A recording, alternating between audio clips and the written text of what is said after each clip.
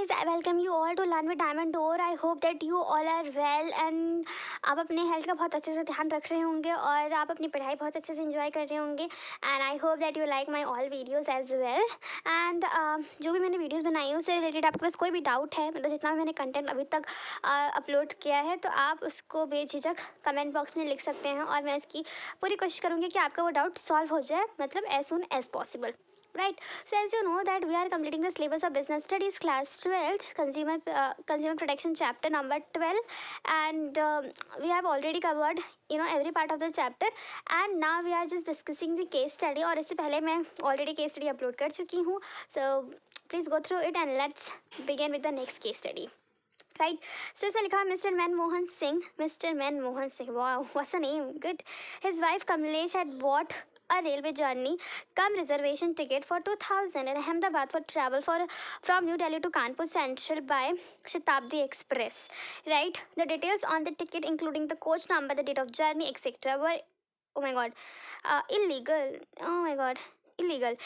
Hence, they were forced to buy another ticket for the journey from to Delhi to Kanpur. They applied for a refund for the earlier ticket, but as a forum noted that they had to suffer much for the purpose. And in spite of the couples giving the Ahmedabad residential address for sending the refund, the railway sent it to the Delhi address. They approached Consumer Education and Research Society Ahmedabad for help. CERS filed a complaint against the railways before a district consumer dispute redressal forum. Ahmedabad city claimed that two senior citizens had to face mental harassment due to the deficiency in the services of railway. तो ये हमारी पूरी case study है. मुझे लगता है काफ़ी अच्छी मतलब केस स्टडी है, मतलब एक जागरूक नागरिक के लिए है.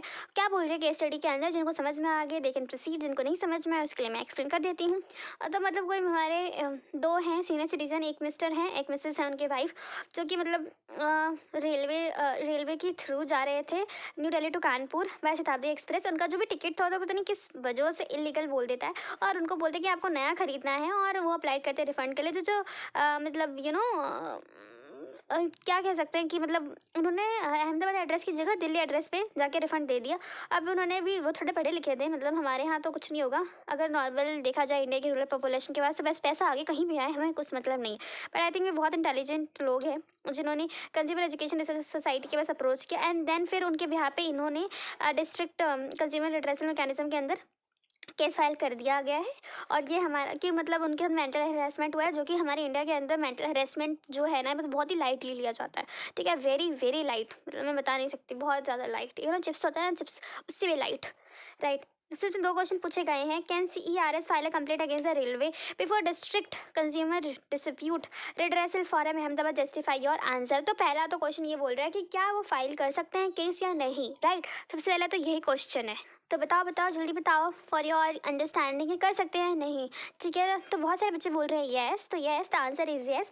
CERS can file a complaint against railway before district consumer redressal mechanism. यार एक तो इतना बड़ा नाम है ना, मैं इसको डिस्ट्रिक्ट फोरम के नेम से बोलूँगी आगे से. Right. Ahmedabad since as per the CPA consumer protection act 2019 a complaint before the appropriate consumer forum can be made by the registered consumer. तो कंज्यूमर एसोसिएशन, यू रिमेंबर हम लोगों ने जब बोला था who can file the complaint, अभी last video के अंदर हमने करा था, तो उसके अंदर हमने 7 पॉइंट्स पढ़े थे. मैंने आपको बोला भी था कि उसको स्ट्रेट भी पूछ सकते हैं, वन वर्ड भी पूछ सकते हैं और केस स्टडी में भी पूछ सकते हैं. तो देख लीजिए, ये वाला तो केस स्टडी में ही आ गया.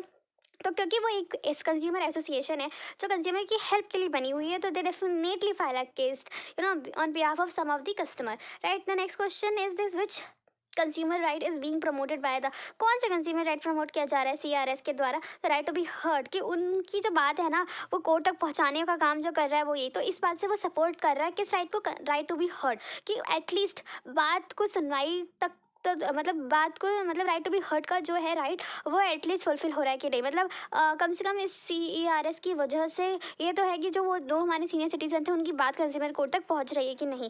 तो राइट टू बी हर्ड. और मैं हमेशा हर केस स्टडी को समझाते हुए बोलती हूँ कि आपको एक्सप्लेनेशन देकर आनी है. यहाँ पे ना एक्सप्लेनेशन नहीं है, because I have already made this video on the consumer right in a detailed manner where we discuss each and every right. 6 right है अपने पास और हमने बहुत अच्छे से एक्सप्लेन कर रखा है उसके अंदर. पार्ट 2 या 3 के अंदर है, और अगर आपको बहुत अच्छे से जानकारी चाहिए तो प्लीज़ सर्च इट. राइट. तो इसमें वही लिखा हुआ है और आपको मतलब टाइम अगर परमिट कर देता है तो 2 लाइनें लिख कर आनी है हर टॉपिक की केस स्टडी के अंदर। अगर टाइम परमिट नहीं करता तो you have to write 1 line. Right to be heard में क्या होता है, इन्होंने तो कुछ नहीं लिखा, सिर्फ हेडिंग दे दी। उसका रीज़न यही है कि टाइम बचाना। Right, next is the state any two relief available to Mister Mohan Singh, Man Mohan Singh and his wife Kamlesh. तो उन्होंने बोला कि कौन कौन से 2 रिलीफ अवेलेबल होंगे। एक तो यही होगा कि मतलब जो उनका 2000 का जो रिफंड था वो आ जाए उनके पास, और दूसरा टू पे reasonable amount of the compensation. Yes, क्योंकि उनको बहुत प्रॉब्लम हुई। अगर सपोज कोई इंसान है वो उसने टिकट ऑलरेडी करा लिया है, वो टिकट का पैसा नहीं लेके चल रहा, तो क्या होता है, उसको उतरना ही पड़ जाएगा ना। तो एक तरह से तो प्रॉब्लम तो आई ना, तो कॉम्पेंसेशन देना तो बनता है। ठीक है, तो कॉम्पेंसेशन और रिफंड तो बिल्कुल देना पड़ेगा। और मैं आपको एक बहुत इंपॉर्टेंट बात बताऊँ राज की, कि अगर आपको ऐसे पैसे वैसे वाला केस स्टडी दिखता है तो उसके अंदर रिफंड तो आप लिख ही आओ, रिफंड टैग बन करके लिखा, और कॉम्पेंसेशन भी लिख सकते हो। मतलब ये दो दो है ना, ये आपका यूनिवर्सल पॉइंट है, हैशटैग यूनिवर्सल पॉइंट। ठीक है, जिसको आप मतलब आप रील लिख सकते हो अगर पैसे वाला केस है।